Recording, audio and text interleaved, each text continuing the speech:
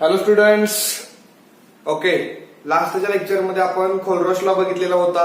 त्याचं स्टेटमेंट बघितलं, एक्सप्लेनेशन बघितलं, काही ऍप्लिकेशन्स होते ते ऍप्लिकेशन्स बघितलं, खोलरॉश लॉवरचे काही न्यूमेरिकल प्रॉब्लेम बघितले, कशा पद्धतीने ते सॉल्व्ह करायचे असतात ते बघायचं आहे. या लेक्चरमध्ये तोच व्हिडिओचा पार्ट आपल्याला पुढे कंटिन्यू करायचा आहे. म्हणजे काही न्यूमेरिकल प्रॉब्लेम बघायचे आहेत. अजून एक दोन फॉर्म्युले अशा आहेत की जे आपल्याला डिराईव्ह करायचे आहेत आणि त्याच्यावरती न्यूमेरिकल प्रॉब्लेम बघायचे आहेत. ठीक आहे. तर सर्वात प्रथम इथं 2 नंबरचा क्वेश्चन दिलेला आहे. पहिला क्वेश्चन एक न्यूमेरिकल प्रॉब्लेम आपण बघितलेला आहे. काय क्वेश्चन आहे बघा. Calculate the molar conductivities at the zero concentration. Zero कॉन्सन्ट्रेशनला असलेली जी काय मोलार कंडक्टिव्हिटी असते ती लॅमडा नॉट एम न रिप्रेझेंट करायची. ती आपल्याला कॅल्क्युलेट करायची आहे. कोणासाठी? CaCl2 कॅल्शियम क्लोराइड आणि सोडियम सल्फेट दोन्ही पण सॉल्ट असतील. गिवन काय काय दिले बघा. Molar ionic conductivity. आता आयोनिक कंडक्टिव्हिटी म्हणजे काय असतं तर ते आयनची असलेली कंडक्टिव्हिटी. कॅल्शियम आयन आहे, क्लोराइड आयन आहे, सोडियम आयन आणि सल्फेट आयन या चारही आयनचे तुम्हाला मोलार कंडक्टिव्हिटी दिलेले आहे. आता हे आपल्याला थोडंसं गिवनच्या रूपात कसं लिहिता येईल बघा. गिवन मध्ये जी तुम्हाला आयोनिक कंडक्टिव्हिटी दिलेली आहे कॅल्शियमसाठी, मग कटायनसाठी जी कंडक्टिव्हिटी असते ती तुम्ही कशी रिप्रेझेंट करता. लॅमडा नॉट ऑफ Ca⁻²+2 किती दिलेला आहे तुम्हाला तर दिलंय 104. ओके. त्याच्यानंतर लॅमडा नॉट ऑफ Cl- दिलेला आहे किती तर इथं दिलेलं आहे बघा 76.4.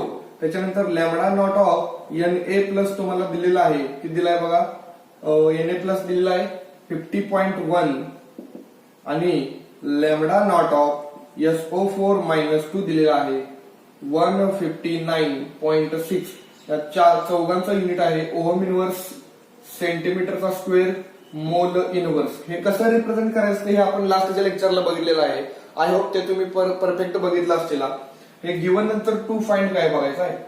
टू फाइंड काय फाइंड करायचं आहे तर CaCl2 आणि Na2SO4 ची मोलार कंडक्टिव्हिटी. म्हणजे पहिल्यांदा इथं लॅमडा नॉट एम CaCl2 किती आहे मला माहित नाही आणि त्याच्यानंतर lambda not M of Na2SO4 हे पण मला काय माहित नाही. आता खोलरॉश लॉचं जे फर्स्ट ऍप्लिकेशन होतं त्या फर्स्ट ऍप्लिकेशन मध्ये आपण काय केलेलं आठवतंय का. जो इलेक्ट्रोलाइट होता त्याचं डिसोसिएशन केलेलं. पहिल्यांदा करूया मग आपण इथं सोल्युशन लिहितो बघा. मग फर्स्ट पॉइंट मध्ये जो CaCl2 आहे याचं डिसोसिएशन कम्प्लिटली होणार आहे. कधी? झिरो कॉन्सन्ट्रेशनला. म्हणजे कसं होणार Ca⁻²+2 टाइम्स ऑफ Cl-. मग कॅल्शियम क्लोराइडची जी काय लॅमडा नॉट एम ची व्हॅल्यू असते ती लॅमडा नॉट एम ची व्हॅल्यू CaCl2 साठी रिप्रेझेंट करण्याचा जो तरीका आहे तो कसा असेल बघा. कॅल्शियम आयन ची जी असलेली कंडक्टिव्हिटी म्हणजे lambda not of Ca+2 plus Cl- साठी कसं लॅमडा नॉट ऑफ Cl-. पण इथं Cl- चे नंबर ऑफ मोल्स आणायन किती असतील 2 म्हणजे तुम्ही 2 लिहिणार आहे. ओके. आता पहिल्या ऍप्लिकेशन मध्ये आपण काय सांगितलं कटायन आणि आनायनची जर मोलार कंडक्टिव्हिटी म्हणजे आयोनिक कंडक्टिव्हिटीची जर व्हॅल्यू आपल्याला माहित असेल तर आपण CaCl2 साठी लॅमडा नॉट एम ची व्हॅल्यू फाइंड करू शकतोय. कॅल्शियम आयनची व्हॅल्यू तुम्हाला दिलेली आहे 104+2 इंटू Cl- ची आहे 76.4. जर हे सॉल्व्ह केलं तर 104+2 इंटू 4 8, 2 इंटू 6 12, 1, 2 इंटू 7 14 + 1 15 म्हणजे हे आलं 152.8. ओके. म्हणजे इथं 8.8 आणि इथे किती होणार मग 152.8 प्लस 104.0 म्हणजे हे 8652 म्हणजे आन्सर आलं तुमचं 256.8 युनिट असेल. ओहम इनवर्स, सेंटीमीटरचा स्क्वेअर, मोल इनवर्स. ओके. हे कुणासाठी? कॅल्शियम क्लोराइड साठी. खूप सोपं आहे. काही सुद्धा याच्यामध्ये जास्त प्रॉब्लेम तुम्हाला येणार नाही. पहिला प्रॉब्लेम जर कम्पेअर केला तर हा खूप सोपा प्रॉब्लेम आहे. याच्यामध्ये जो सेकंड पार्ट असेल मग ते तुमचं चॅलेंज असेल की सेकंड पार्टचा आन्सर कसं सोडवायचा आहे. ह्याच पॅटर्न प्रमाणे जावा रोमन लिपीतला सेकंड पॉईंट टाकून. ओके. लिहून घ्या हे.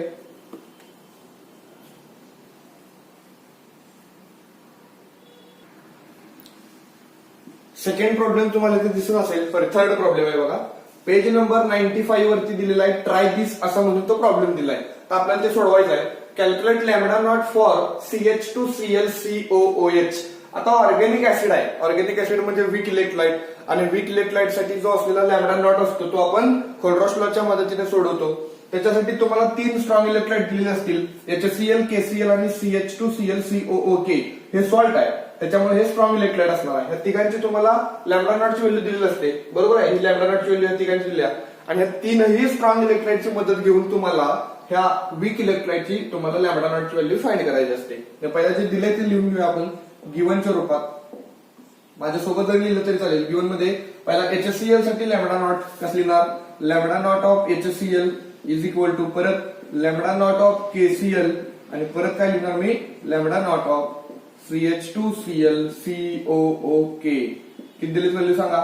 HCl साठी आहे 4.261, याच्यासाठी आहे 1.499 आणि 1.132. या तिघांना युनिट असेल ओहम इनवर्स, सेंटीमीटरचा स्क्वेअर, मोल इनवर्स. इथं लिहितो मी टू फाइंड. आपल्याला काय शोधायचं ते इथे लिहितो to find lambda not of CH2Cl COOH is equal to question mark. मग इथं मी सोल्युशन लिहिणार आहे. आता एक काम करता येईल आपल्याला बघा. याची जर तुम्हाला व्हॅल्यू फाइंड करायची असेल तर या तिघांपासून ते आपल्याला मिळवता आलं पाहिजे. कसं मिळवता आलं पाहिजे, तर इथं जो पार्ट दिसतोय याचा पहिल्यांदा आपण मला सांगा जर डिसोसिएशन केलं तर कसं होणार, CH2Cl COOH चं डिसोसिएशन कम्प्लिटली होणार 0 कॉन्सन्ट्रेशनला. CH2Cl COO minus plus H plus.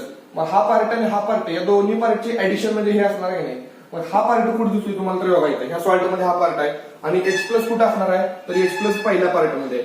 मग याची मोलार कंडक्टिव्हिटी ऍट 0 कॉन्सन्ट्रेशन आणि HCl ची मोलार कंडक्टिव्हिटी 0 कॉन्सन्ट्रेशन दोघांची पहिला ऍडिशन करा. म्हणजे कसं बघा, आपल्याला पाहिजे कोण, lambda not of CH2Cl COOH पाहिजे. मग आपण काय केलं, ह्या सॉल्टची आणि HCl ची ऍडिशन केली.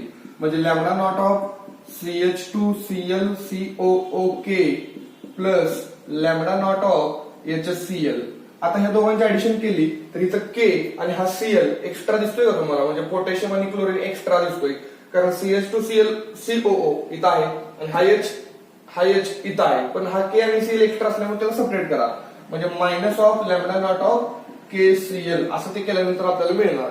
आता थोडस आपण व्यवस्थित लिहायचं झालं तर याच्यासाठी कटायन आणि आयनची कंडक्टिव्हिटी कशी लिहितो रे, lambda not of CH2Cl COO minus plus lambda not of काय लिहिलं मी K प्लस प्लस इथं कसं lambda not of H plus plus lambda not of Cl minus इथं minus lambda not of K plus plus lambda not of Cl minus. पण हे minus आपल्याला की हे प्लसचं काय होणार आहे, मायनस होणार आहे. काय काय सबट्रॅक्ट होतोय बघा, इथं K प्लस हे प्लस आहे, हे मायनस, हे Cl प्लस प्लस आहे, हे मायनस. मग राहिलं काय काय बघा, lambda not of CH2Cl COO minus plus lambda not of H plus. आणि हे तर आपल्याला पाहिजे होतं ना. मग आता हे जर ह्या तीनही इलेक्ट्रोलाइट पासून असा जर जुगाड करून हे जर मिळत असेल तर व्हॅल्यू ठेवायला काय हरकत आहे आपल्याला.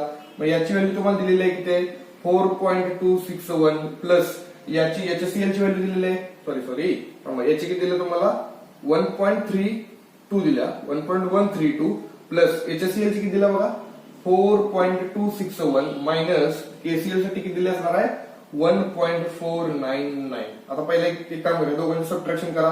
म्हणजे 2 आणि हे 1 3 6 प्लस 3 9 2 प्लस 1 3 आणि 4 प्लस 1 5.393 मायनस 1.499. जर हे सबट्रॅक्शन केलं तर कसं होणार बघा, इथं मी करतो साईडला 5.393 मायनस 1.499.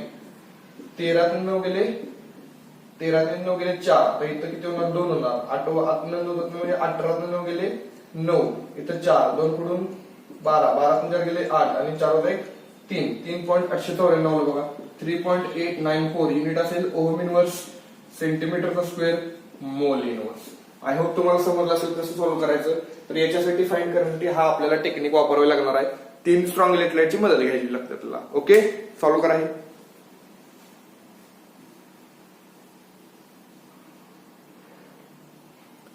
नेक्स्ट क्वेश्चन दिलेला आहे बघा खोलरॉस लॉ वरती. हे 4 प्रॉब्लेम फक्त परफेक्ट करा, खोलरॉस लॉ एकदम परफेक्ट होऊन जाईल आपला. बघा, the molar conductivities of potassium acetate HBr and KBr are दिलेले आहेत. ह्या तिघांच्या व्हॅल्यू दिलेत, म्हणजे तिघं पण स्ट्रॉंग इलेक्ट्रोलाइट असतील. आणि तिघांच्या व्हॅल्यू कसे दिले असतील तर ते ग्राफिकल मेथड वरून तुम्हाला दिले असतील. At 0 concentration calculate the lambda not for acetic acid. Acetic acid एक वीक इलेक्ट्रोलाइट आहे आणि वीक इलेक्ट्रोलाइट साठी असलेला लॅम्बडा नॉट आपण खोलरॉस लॉचं सेकंड ऍप्लिकेशन जे आहे त्याचा वापर करून आपण सॉल्व्ह करतो. पहिला गिव्हन आपण लिहूया. गिव्हन मध्ये पोटॅशियम ऍसिडेटचा फॉर्म्युला काय बघा, CH3COOK याला म्हणायचं पोटॅशियम ऍसिटेट आणि त्याचा लॅम्बडा नॉट तुम्हाला दिलेला आहे. किती दिलाय पोटॅशियम ऍसिटेटचा? पहिल्यांदा दिलाय 114.4. त्याच्यानंतर HBr साठी लॅम्बडा नॉट ऑफ HBr इथे बघा 428.2 आणि लॅम्बडा नॉट ऑफ KBr पण दिलेला आहे. किती दिलाय? 151.9. तिघांना युनिट काय असेल? ओहम इनवर्स, सेंटीमीटरचा square, mole inverse. To find काय असेल तिथे मी नेहमीप्रमाणे लिहितो. To find lambda not of CH3COOH is equal to question mark. आपल्याला समजण्यासाठी आपण काय करूया? CH3COOH चं जे डिसोसिएशन आहे ते कसं लिहिणार? CH3COO minus plus H plus. मग हा जो निगेटिव्ह वाला पार्ट आहे तो इथं कुठे आहे रे? तर इथं पहिल्या सॉल्ट मध्ये हा पार्ट असणार आहे आणि H प्लस कुठं असणार आहे? तर H प्लस HBr मध्ये. म्हणजे पहिल्या दोघांची ऍडिशन केली तर आपल्याला हे दोन्ही पण पार्ट मिळणार आहे. परंतु एक्स्ट्रा कोण कोण येणार आहे? के आणि Br एक्स्ट्रा येणार आहे. ते इथून सबट्रॅक्ट करा. म्हणजे इथं मी लिहिणार सोल्युशन. सोल्युशन मध्ये कसं लिहिणार? आपल्याला ज्याची व्हॅल्यू फाइंड करायची ते म्हणजे कोण? लॅम्बडा नॉट ऑफ CH3COOH आणि याची व्हॅल्यू कशी मिळणार आपल्याला? तर पहिल्या दोघांचे ऍडिशन म्हणजे lambda not of CH3COOK plus lambda not of HBr. आता हे Br आणि K एक्स्ट्रा आले म्हणून minus lambda not of KBr. आता सांगा मला पोटॅशियम ऍसिटेटचं आपण कटाईन आणि अलाईनच्या लँग्वेज मध्ये कसं लिहू शकतोय? तर lambda not of CH3COO minus plus lambda not of K plus. इथं सांगा तुम्ही सांगा lambda not of okay plus इथं काय असणार आहे? Lambda not of Br minus lambda not of K plus. He minus इथं आली की हे पण minus lambda not of Br minus. काय काय सबट्रॅक्ट होणार बघा? प्लस आणि हे मायनस, परत हे Br मायनस हे Br मायनस कॅन्सल झालं. मग राहिलं काय? Lambda not of CH3COO minus plus lambda not of H plus. म्हणजे ह्या तिघांच्या ऍडिशन पासून आपण जे काय मिळवलंय ते हे मिळणार आहे. ओके मग आता व्हॅल्यू फक्त पुट करा. जे पोटॅशियम ऍसिटेट आहे त्याची व्हॅल्यू 114.4 प्लस त्याच्यानंतर HBr ची व्हॅल्यू आहे 428.2 मायनस याची आहे 151.9. हे सगळं जर तुम्ही कॅल्क्युलेशन सॉल्व्ह केलं तर 390.7 म्हणजे 390.7 ओहम इनवर्स, सेंटीमीटरचा स्क्वेअर, मोल इनवर्स ही तुमची काय असणार आहे? व्हॅल्यू असणार आहे. Okay right down.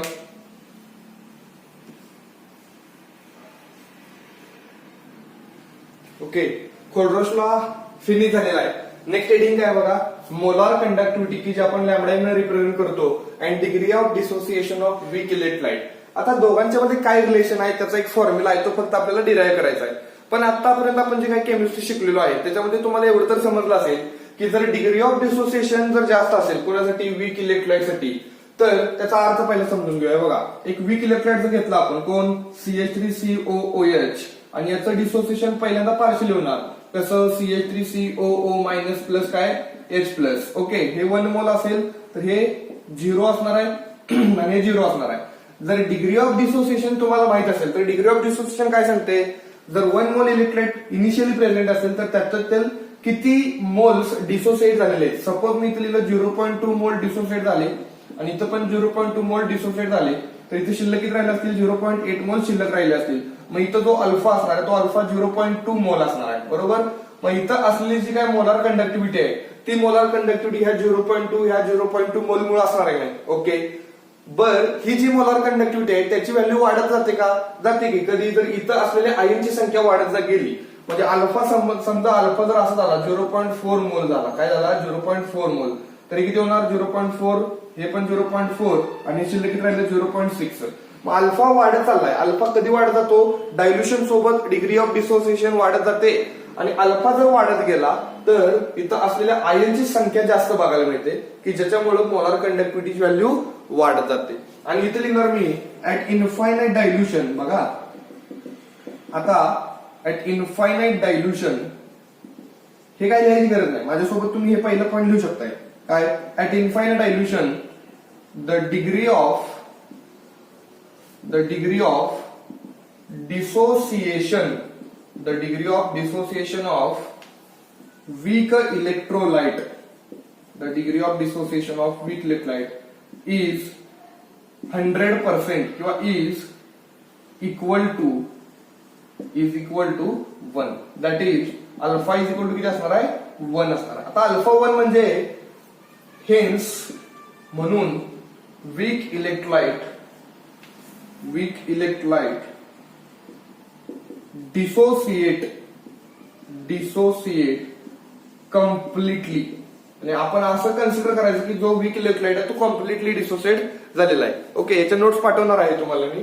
बघा, इन्फायनाइट डायल्युशनला जर डिग्री ऑफ डिसोसिएशन 1 असेल तर तिथं असलेली जी काही मोलर कंडक्टिव्हिटी असते ती 1 मोल मुळे असणार आहे. आणि ती तुम्ही कशाने रिप्रेझेंट करता तर लॅम्बडा नॉट एम ने रिप्रेझेंट करता. पण समजा आपण डायल्युशन केलं नाही, म्हणजे कोणतंही एक कॉन्सन्ट्रेशन असेल ऍट एनी कॉन्सन्ट्रेशन, बघा ऍट एनी कॉन्सन्ट्रेशन, म्हणजे अजून आपण डायल्युशन केलं नाही. ऍट एनी कॉन्सन्ट्रेशन जो काय अल्फा असतो तो अल्फा इथं दिसतोय तुम्हाला 0.2 0.2. पण इन्फायनाइट डायल्युशन केले की हे 0.2 न राहता 1 होणार आहे, कारण डिग्री ऑफ डिसोसिएशन वाढत राहणार आहे. मग एनी कॉन्सन्ट्रेशनला जी काय मोलर कंडक्टिव्हिटी असणार आहे ती लॅम्बडा एम असणार आहे.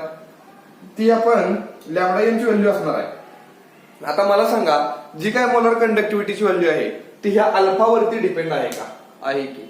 जर अल्फाची व्हॅल्यू वाढत गेली तर मोलार कंडक्टिव्हिटी पण वाढत जाते. मग आपण असं सांगू शकतोय का, समजा मला डिग्री ऑफ डिसोसिएशन माहित नाही पण मोलार कंडक्टिव्हिटी मला माहित आहे, तर त्या मोलार कंडक्टिव्हिटीच्या व्हॅल्यूवरून आपण डिग्री ऑफ डिसोसिएशन फाइंड करू शकतो. कसं फाइंड करू शकतो तर इन जनरल लॅम्बडा एम ची व्हॅल्यू जी असणार आहे ती लॅम्बडा एम ची व्हॅल्यू तुम्हाला काय सांगते, एक्सटेंट ऑफ डिसोसिएशन. बरोबर आहे की नाही? बरोबर. काय सांगणार आहे, एक्सटेंट ऑफ डिसोसिएशन. हे खूप महत्वाचं आहे बरं का. लॅम्बडा एम ची व्हॅल्यू काय सांगते, एक्सटेंट ऑफ डिसोसिएशन. म्हणजे जेवढी जास्त लॅम्बडा एम ची व्हॅल्यू तेवढे जास्त इथं आयन्स, आणि जेवढे जास्त आयन्स तेवढे डिसोसिएशन पण कसं असणार आहे, जास्त असणार आहे. जेवढं जास्त डिसोसिएशन तेवढी डिग्री ऑफ डिसोसिएशन पण काय असणार आहे, जास्त असणार आहे. हे लॉजिक आपण इथं वापरायचं आहे. आणि म्हणून डिग्री ऑफ डिसोसिएशनचा एक फॉर्म्युला होणार आहे, तुम्ही हे लिहिलंच असतील. डिग्री ऑफ डिसोसिएशनचा फॉर्म्युला काय इथं मी लिहितोय बघा. तो फॉर्म्युला असा असणार आहे, alpha is equal to lambda M divided by lambda not M. This is your alpha. कुणाच्या भाषेत, मोलार कंडक्टिव्हिटीच्या भाषेत. मग याच्यामध्ये आपण जर सांगायचं झालं तर अल्फा काय आहे तर एक रेशो आहे. कुणाचा रेशो तर मोलार कंडक्टिव्हिटीचा रेशो. मी इथं मध्ये देतोय लॅम्बडा एम कोण असणार आहे, molar conductivity at any concentration. कोणत्याही कॉन्सन्ट्रेशनला असलेली मोलार लॅम्बडा एम दाखवा. आणि लॅम्बडा नॉट एम म्हणजे काय, molar conductivity at zero concentration.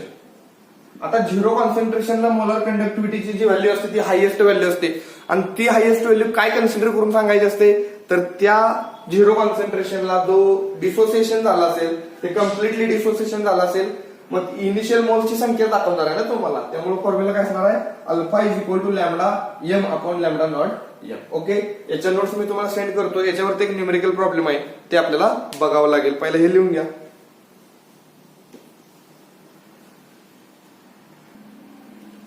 एक प्रॉब्लेम बघण्यापूर्वी अजून एक आपल्या मनामध्ये क्वेश्चन जो डेव्हलप झालेला आहे त्या क्वेश्चनचा आन्सर बघावं लागेल आपल्याला. काय बघा, how is a dissociation constant of weak electrolyte is obtained from molar conductivity of weak electrolyte.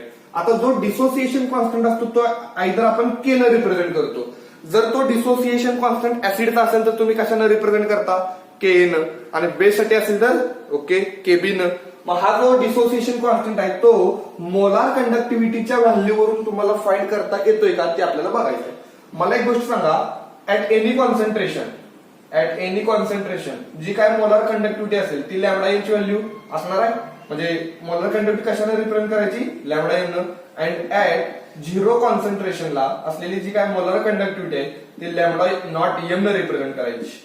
आता कोणत्याही कॉन्सन्ट्रेशनला जे मोलार कंडक्टिव्हिटी व्हॅल्यू लिहिलेली आहे ती कम्प्लीट डिसोसिएशन तिथे झालं असेल का, नाही. पण झिरो कॉन्सन्ट्रेशनला कम्प्लीट डिसोसिएशन झालेलं असणार आहे आणि ती तुमची लॅम्बडा नॉटची व्हॅल्यू असणार आहे. ह्या दोन्ही व्हॅल्यू जर तुम्हाला माहित असतील तर तुम्हाला अल्फा मिळणार आहे. अल्फा कसा असतो रे, आता बघितले, lambda M upon lambda not M. म्हणजे काय, molar conductivity at given concentration divided by molar conductivity at zero concentration.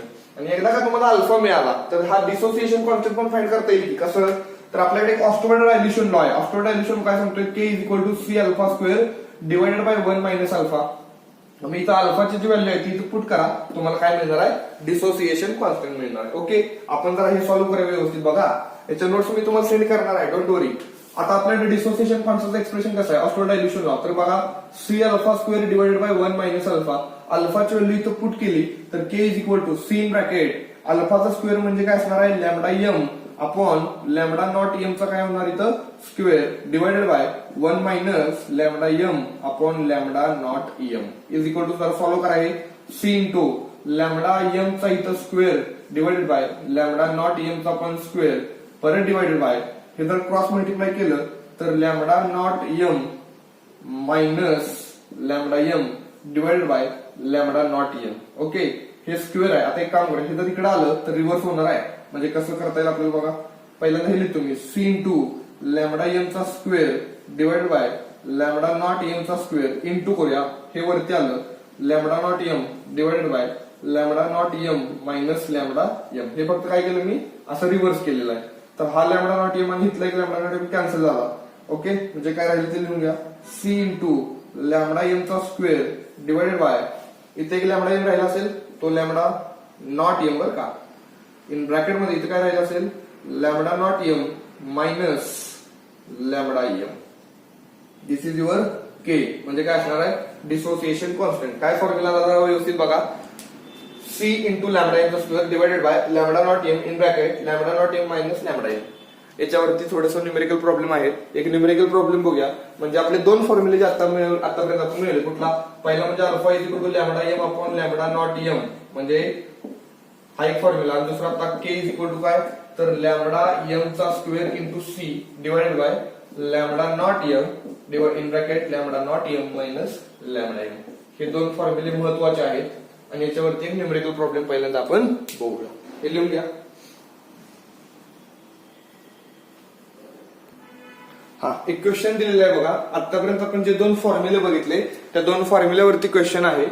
The molar conductivity of 0.01 molar acetic acid. म्हणजे पहिल्या गिवन मध्ये काय केलंय बघा, एक ऍसिटिक ऍसिड दिलंय, इथले तुम्ही फॉर ऍसिटिक ऍसिड काय कॉन्सन्ट्रेशन दिले पहिला C is equal to 0.01 molar at 25 degree Celsius.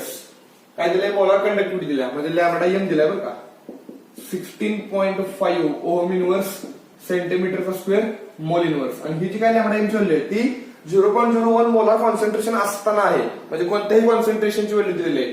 Calculate its degree of dissociation in 0.01 molar and dissociation constant. म्हणजे अल्फा आणि के या दोन गोष्टी फाइंड करायच्या आहेत. If the molar conductivity of the acetic acid zero concentration असलेली molar conductivity lambda not M किती दिल्या 390.7 ohm inverse centimetre square mole inverse. Okay, मग इथे लिहिणार मी पहिला टू फाइंड मध्ये डिग्री ऑफ डिसोसिएशन म्हणजे alpha is equal to question mark आणि परत डिसोसिएशन कॉन्स्टंट म्हणजे K is equal to question mark. दोघांचे पण फॉर्म्युले तुम्हाला आता माहित झालेले आहेत. पहिला अल्फाचा फॉर्म्युला इथे लिहितो मी we know alpha is equal to lambda M upon lambda naught centimetre square mole inverse आणि इथं 390.7 ohm inverse centimetre square mole inverse.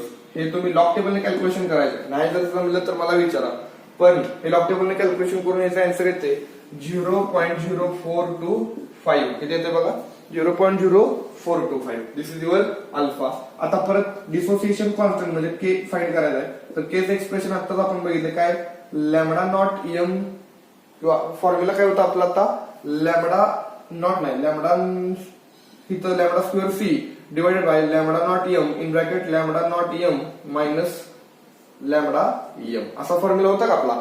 Okay, मग या फॉर्म्युल्यानुसार जर आपण गेलो तर पहिला लॅमडा एम ची व्हॅल्यू तुम्हाला दिली आहे का 16.5 दिलं बघा. त्याचा काय होणार इथं स्क्वेअर होणार कारण स्क्वेअर आहे ना. आणि कॉन्सन्ट्रेशन आहे 0.01 divided by lambda not M ची व्हॅल्यू आहे 390.7 in bracket 390.7 minus lambda M ची व्हॅल्यू 16.5.